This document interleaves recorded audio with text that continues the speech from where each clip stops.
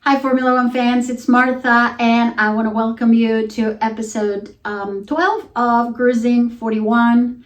We are going to be talking about the Canadian Grand Prix that took place this past weekend, and it was such an exciting race. It was the level of competition, the teammate rivalry that it's unfolding. It is amazing. We're gonna be dissecting everything that happened, not only during the race, but also the sprint race. But we have another win in Andrea Kimi Antonelli. He continues to write history with every win, every weekend. And that is amazing to see how it's unfolding. He has real talent. He has real momentum. And now, more so than ever, he has a mental advantage, and he's obviously our championship leader at this time, but it's history that we are seeing unfolding right in front of our eyes, and it is beautiful to witness. But before we move into the details, I just wanted to extend my condolences to Kyle Busch's family. Kyle passed away this past Thursday, a bit unexpectedly, and our thoughts are with his family during this very difficult time. So let's talk about the race, but before we get into the details, I just wanted to highlight this latest record that Kimi has under his belt. And he is the very first Formula One driver to get his very first 4 wins in consecutive races. We had the sprint quali on Friday, and I guess no surprise, we knew that Mercedes were bringing some upgrades for this race. They didn't bring any updates or upgrades in Miami, but they were going to do so here in Montreal, and they did. And so, it was again a dominant qualifying for the Mercedes team. George Russell qualified on pole, with then Kimi on the front row with him, and then Lando. We also saw in Miami that the McLaren team has kind of like leapfrogged like Ferrari, and to become kind of like the second sort of in the pecking order, but then we'll talk about what happened later on during the race. So George usually is very, I don't want to say dominant, but he is very competitive in this circuit. Is one that suits him really well, and where he has had success in the past. So it was kind of like not a surprise that he was on pole for the sprint race. The one piece I would like to highlight here relative to the sprint qualifying is that Checo and the Cadillac team got extremely close yet again to Q2. We saw that happening in Miami, and then it happened again here in Montreal. And they're getting so close, and that is something to be very proud of. So that's for the sprint qualifying. During the sprint race, we finally saw a great solid start by both the Mercedes team. You know that in the past they've been having some issues with those starts, and they tend to lose some positions of momentum, but that didn't happen this time around during the sprint. And then we started seeing this amazing teammate battle on track between George Russell and Kimi Antonelli. They were very competitive. They were fiercely competitive. And in the process of Kimi trying to pass George closed the door on Kimi, and he had to go, off track a couple of times. Kimi was on the radio, and he was expressing his discontent about it. And it got to a point that Toto Wolff had to intervene on the radio. So as a result of this battle, and Kimi going wide and had to go outside the track, Lando took that opportunity and ended up getting in front of Kimi and got himself into second. So I have to say that it is just not only that battle has started some new dynamics between George and Kimi, but also it shows how Kimi has this fierce spirit and this unapologetic attitude and this competition and this fire that it makes Kimi. And so it was a very interesting battle. Too bad that he lost second position, but given that it was a sprint race, the points that he lost is not a significant amount. So it was just 1 point. Instead of getting 7 points behind George as second place, he got 6. So it wasn't a big loss there. So at the end, George won the sprint, and then Lando and Kimi in third. And then we moved into qualifying for the actual race. No surprise, yet again, Mercedes dominating, and yet again, it was George on pole and Kimi, on the front row right next to him. Lando is third again, and so this quali was like right up to the last second to decide who was on pole, because in the last attempt, Kimi put a mega lap and he put himself on pole. George, the previous lap, he didn't have a very strong qualifying lap, so it was almost as if Kimi was going to be on pole, but George went out there, was able to get another lap, and then securing pole at the very last second.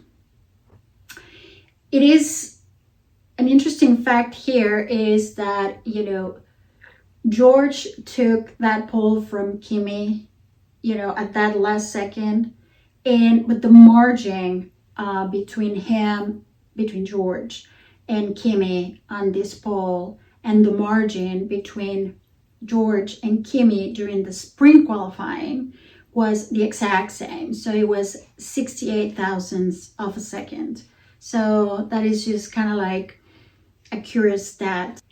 So of course there was a lot of chatter about what the weather was going to do for this race. There were some reports that there was going to be rain during the race. There was rain, I believe, the morning of the race, and so and that plays a key variable when it comes to deciding the strategy for the race.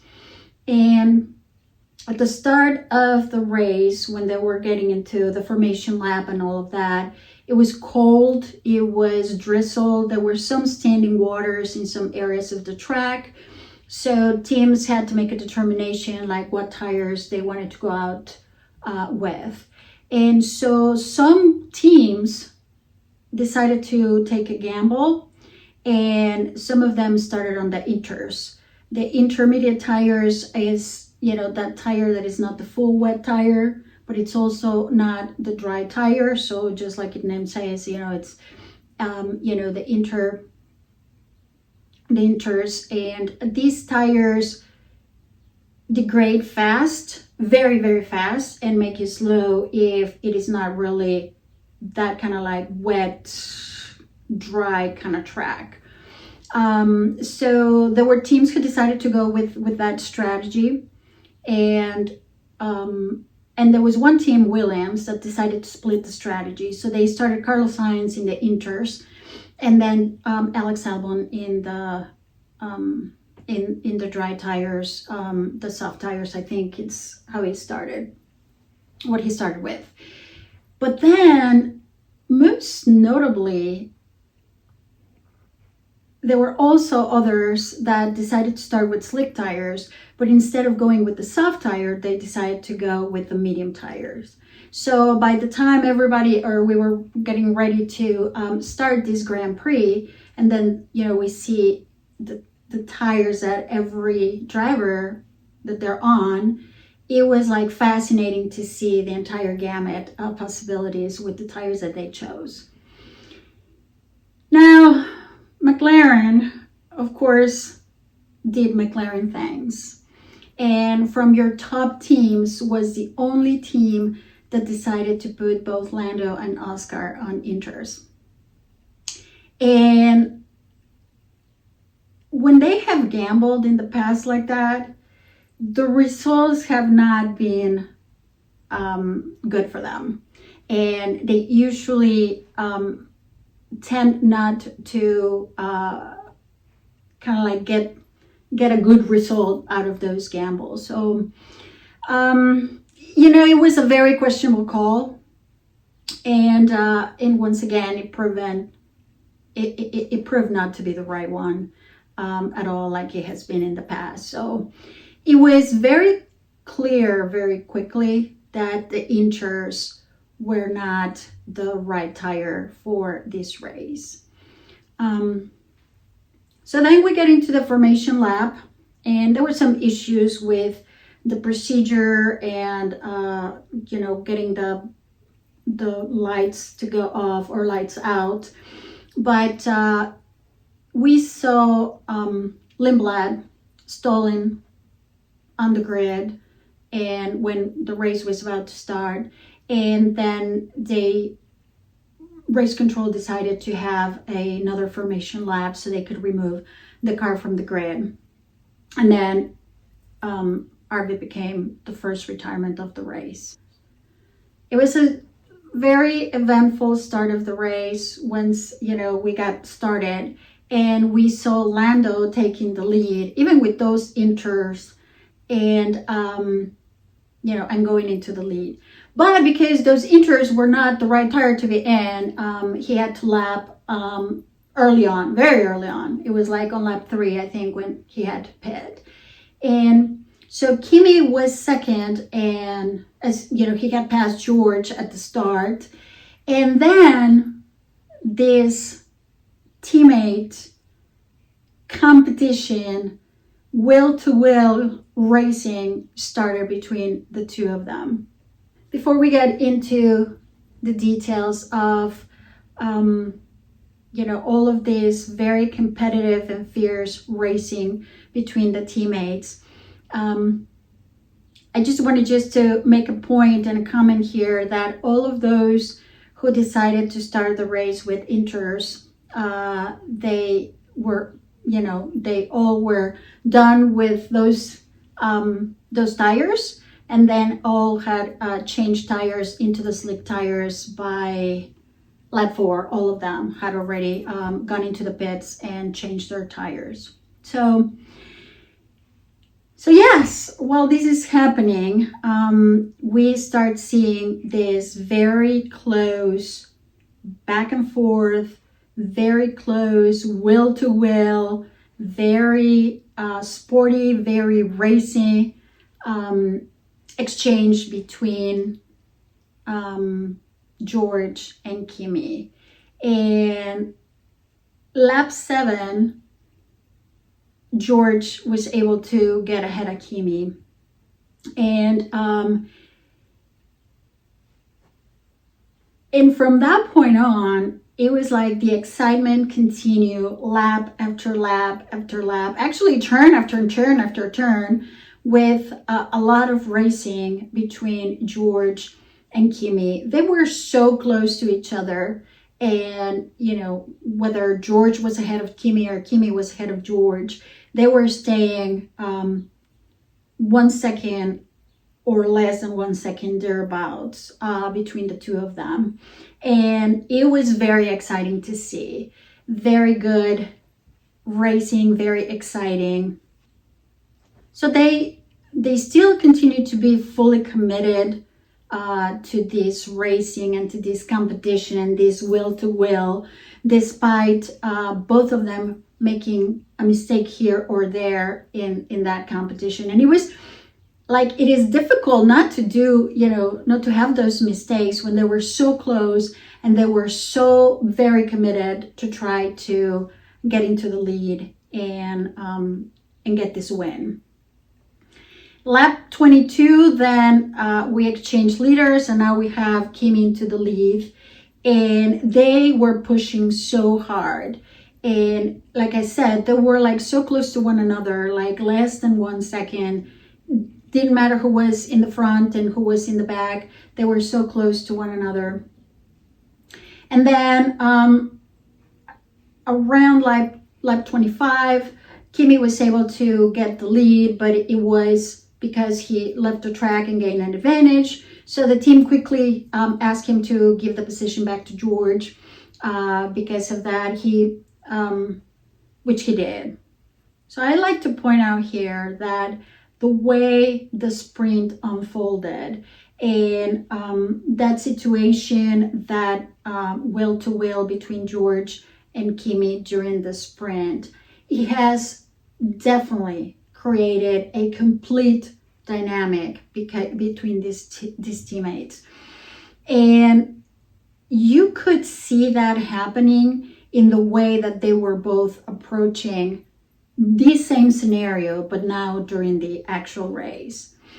The way that they were racing each other, it was with all of it. It was with all of it, but also with Kimi now having the knowledge of how George was going to race him, and then him learning from his mistakes from the sprint and trying to attack George in a way, in a smarter way, if you will, with now knowledge of what had happened into the sprint. So lap 30, we get again another exchange between them, and this time George is off track. And unfortunately, as he went off track, he experienced a power unit issue, and then his car stopped right there. And obviously he was out of the race at that point, and he was basically angry about the situation. And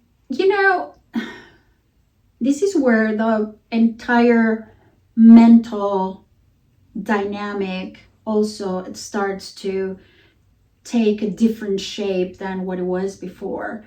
And I say that because George is acutely aware of the momentum that Kimi is having.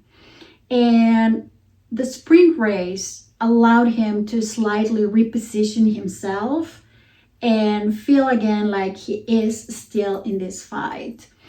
And not only this fight, but also he can continue to stay in this championship. He needed, just from a mental standpoint, he needed to assert himself in front of Kimi during the race as well, to be able to, in a way, kind of break Kimi's momentum. But it was not meant to be. Like I said, he had this power unit issue, and by lap 30 he was out of the race. Then Kimi jumped into the lead, and ultimately he had the win. But they gave us a very exhilarating 25-30 laps of very close competition that I think it kept all of us kind of like on the edge of our seats and trying to see what was going to happen. It came to a point that, I don't know about you all, but I was starting to I hope they are not going to hit each other, because that is just not something you want to see, teammates taking each other out. Not that it's never happened before, it has happened before plenty of times, but that just, you want to see, edge competition, edge racing, but not taking each other out. Other than George, we also had other DNFs do not finish during the race. And well, we started with Lindblad, like I said, that happened at the on the grid at the start of the race. But then we also had Albon out.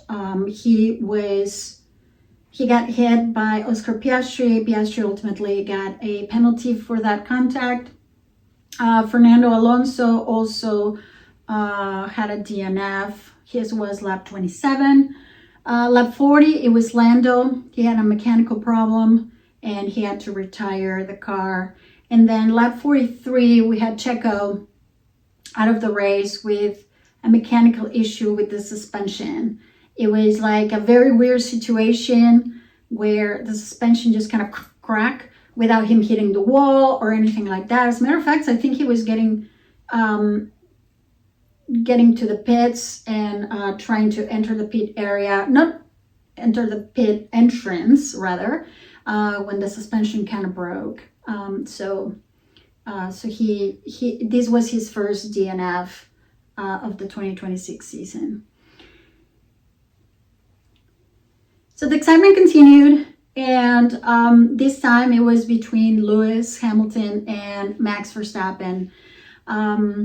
Lewis is very good at this track, and he was super racy, very competitive, and by lap 54, Lewis had been closing up to Max and getting closer and closer and closer with every lap. And on lap 62, he was able to pass Max for that second place in the podium. So the final results, Kimi, Lewis, Max, take a look at those names. I mean, that was quite a podium. It was, you have a 4-time world champion in Max, a 7-time world champion in Lewis, and now this 19-year-old who is writing history. So it was quite a podium.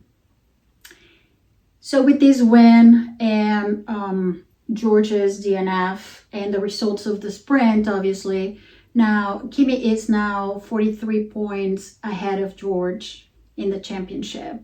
So this is a big blow for George. Again, this kind of like solidifies that mental, psychological momentum. And, especially so because now, again, we have a gap in races. And so it's not like, okay, you dust off if you're George and then you go into the next race and then you give it your all. It's not quite like that. Now there's another week in which that mental, psychological spiraling, can become a little bit more intense. We'll have to wait and see how that unfolds, especially after how the race unfolded for him. I think in his mind, given how strong he has been here in the past and how he likes this track, I think this was his race to win. Not only the sprint, which he did, but also the main race. He also, at the beginning of this championship, he was seeing himself as this is the championship for him. This was his real opportunity. And it's not turning out that way for him. Kimi has asserted himself as not only the championship leader, but he is having this dominance and this momentum. And this is definitely not what George expected. And I'm afraid that he may not be able to now, from a mental, psychological standpoint, I don't know that George is able or knows rather how to deal with this kind of scenario. Kimi has the upper hand mentally, psychologically. The momentum is on his side. He is the championship leader, and not by a small margin, but by a big number. And that has to weigh in for George. And we'll see how he deals with this, how he comes out of this. But this is definitely, this result on the race for George is definitely a big blow mentally. And it's a big win, not only for the race, for Kimi and for the championship, but it's a big win mentally as well. So we'll see how this new dynamic between the two will further unfold, and how what else is going to be in store for us. Like I said, I mean, we've seen rivalries before between teammates that have gone awry and that have created some dynamics that are that are less than ideal for a team. But we will see what happens. I want to give a big shout out here to Franco Colapinto. Another solid weekend for him, and he started P10 and finished P6. He had a very strong weekend last time around in Miami, and he out-qualified Pierre. So he is also getting a really good momentum, and it is great to see. And I'm so happy for Franco. Alpine got double points. So we see points for Williams as well, with Sainz able to get points, finishing 9th. But it is especially remarkable because he was one of those, drivers that started with Inters, and make him all the way to 9th is it's very commendable that he was able to do that. So I want to talk a little bit about Cadillac, as I always do in this podcast, and I want to say that despite Checo having that suspension issue, the progress is palpable. The progress is there. We cannot ignore that progress. Now we have our second qualifying where he is being oh so close to Q2. But beyond that, they're starting to be racy. They're starting to be competitive, and they're able to go back and forth with others. Yeah, he did get that 10-second penalty, which was not ideal after finishing P11.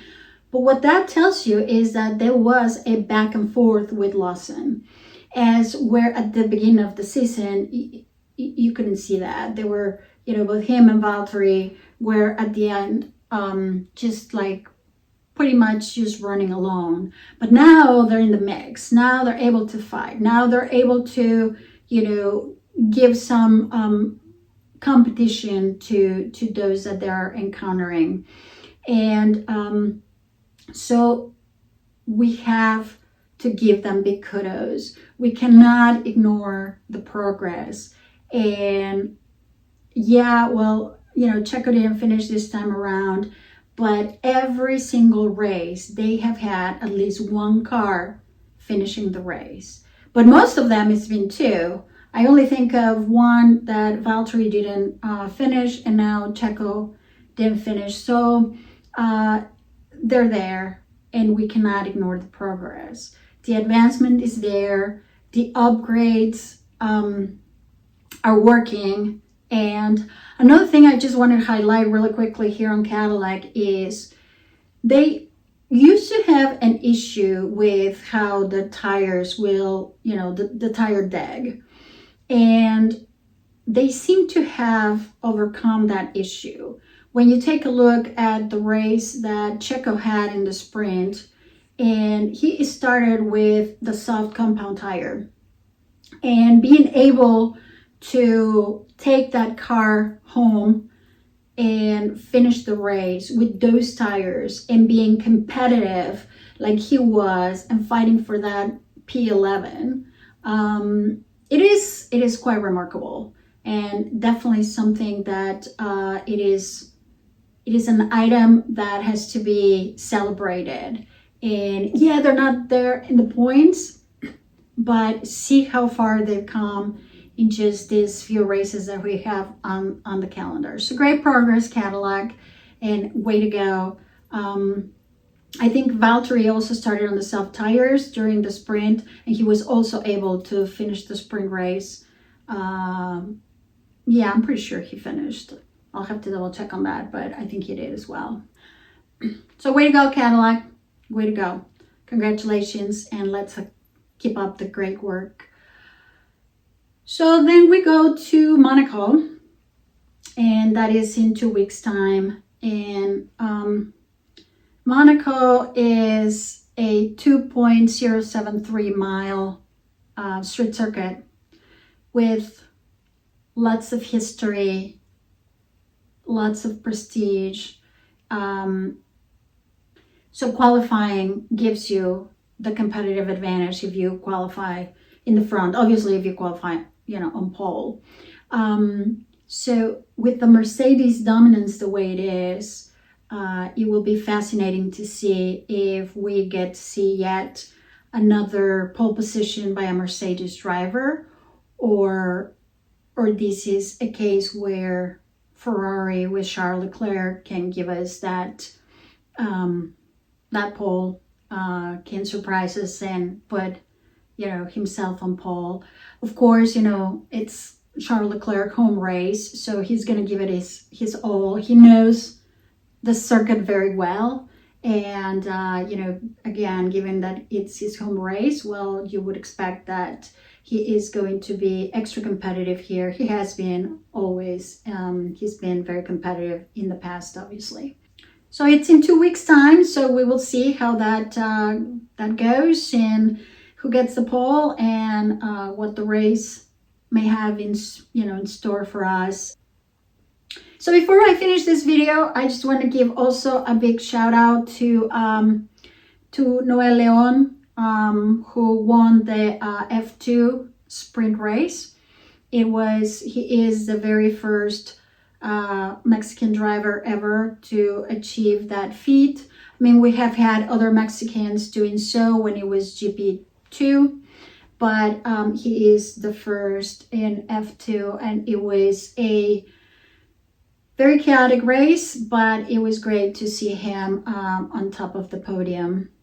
That's it for our debrief on the Canadian Grand Prix. Hope you like this video. Give it a like, subscribe, interact with me in my socials. I added an Instagram account now, so I'll get all the information here, and then make sure that you leave comments here, or interact with me on my X account or my Instagram. And I will also be launching a Substack, so I can give you also more information that way relative to racing, motor racing, Formula One, and IndyCar. And for now, thanks for listening. I appreciate that you're here with me in this journey. And I'll talk to you in 2 weeks after Monaco. Thank you. Bye.